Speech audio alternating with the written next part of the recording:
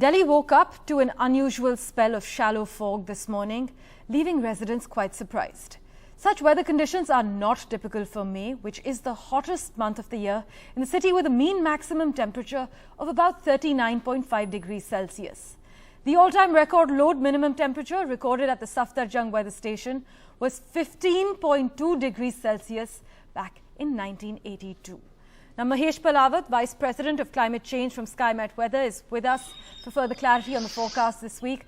Thank you, Mr. Palawat, for joining us. Let's start with focusing on Delhi. Now, the Indian Met Department data shows the lowest minimum temperature recorded at Safdarjung weather station today is 15.8 degrees Celsius, which is actually the lowest recorded in the last 40 years. Now, you know and I know such weather conditions are not typical for May, which tends to be the hottest month of the year in Delhi. Is this unusual? Can we expect any heat waves now coming up? Yes, we can say that it is very unusual because 15.8 degree temperature usually do not happen in the month of May, as you have stated that it was 40 years ago. And reason being, since last many days, since last week of April, Northwest India, particularly Punjab, Haryana, hills of Western Himalayas, as well as central parts of the country, Delhi and NCR, Uttar Pradesh, these all areas are witnessing a continuous downpour. And temperatures are below normal since last many days across the country, because most part of the country are witnessing unseasonal rain and thunder shower activities with hailstorm activities also. So last evening, sky was clear and humidity was very high. So it leads to development of fog, shallow fog over Delhi and NCR, and due to long wave radiation, the energy escape due to long wave radiation, and the temperature reduced significantly, leading to record low temperature. Now the rain activities are expected to continue on 5th and 6th May as well, but intensity will be very light and rain will be patchy. So after say 3 to 4 days, weather will start clearing up and heat wave will may come back by 12th or 13th of May over Delhi and NCR, and earlier over eastern parts of the country as well as central parts of the country, and temperatures may cross 40 degrees, which we have not seen since last 15 days or so. Yeah. Right. So another spell of rain is likely to continue for the next 2 days, with a heat wave following on the 12th and 13th of this country for Delhi NCR and other regions as well, as Mr. Palawat has just mentioned. But sir, let's talk about Northwest India. The Met Office has predicted below normal maximum temperatures and fewer heat waves this month. But another western disturbance is likely to affect Northwest India starting tomorrow? Yeah. From tomorrow, this western disturbance is approaching, but it will be comparatively less active.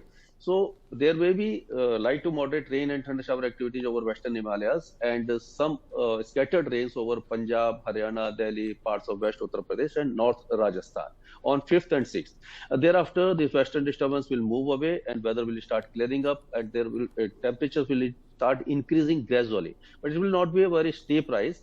But yes, the heat wave, the usual heat wave, which are typical during month of May, will not be there. But yes, after, you can say, second half of May, we will witness intense heat wave across the country. But on and off pre-monsoon activities like rain, thunder shower or dust storm may cool down the temperature for short duration. So the overall intensity and frequency of heat wave this year will be less than normal. Well, but it's not good news that the second half of May we'll have to brace ourselves for the heat. But any unseasonal weather activity expected in the south? Yes, South Peninsula will continue to receive moderate thunder shower activities for at least next 1 week or so, because a trough, north-south trough is extending from central parts of the country up to South Tamil Nadu, and humid winds from Bay of Bengal as well as Arabian Sea are feeding moisture. So these weather activities are expected to continue, particularly over coastal Andhra Pradesh, Tamil Nadu, interior Tamil Nadu, South Kerala, and Rayalaseema, as well as South Interior Karnataka, like Bangalore, Mysore, Chamarajanagar, Tampur, these areas. Yeah. Right. Also, you know, pilgrim registration for Kedarnath had been suspended till yesterday after continuous snowfall and bad weather conditions. Are these conditions expected to prevail, and for how long? You see, this western disturbance which is approaching tomorrow will not be very strong. So there may be isolated snowfall activities over upper reaches of western Himalaya like Badrinath, Kedarnath, Hemkund, these areas. But rain and thunder shower activities are expected until 6th or 7th of May. Thereafter, there will be significant decrease in weather activities and weather will start clearing up, temperature will start increasing, and the we can say the route for Kedarnath will be open. Right, Mr. Palawat, as always, thank you so much for joining us with details on the forecast. The World Met Organization has also warned that the world should prepare for the development of El Nino, which is expected to be associated with severe droughts in parts of southern Asia, Indonesia, even extending to Australia. And experts have been quick to correlate the excessive monsoons and heat waves of previous years to an incoming El Nino effect and predict the high probability of droughts, as I mentioned, below average monsoons and more high heat events this year.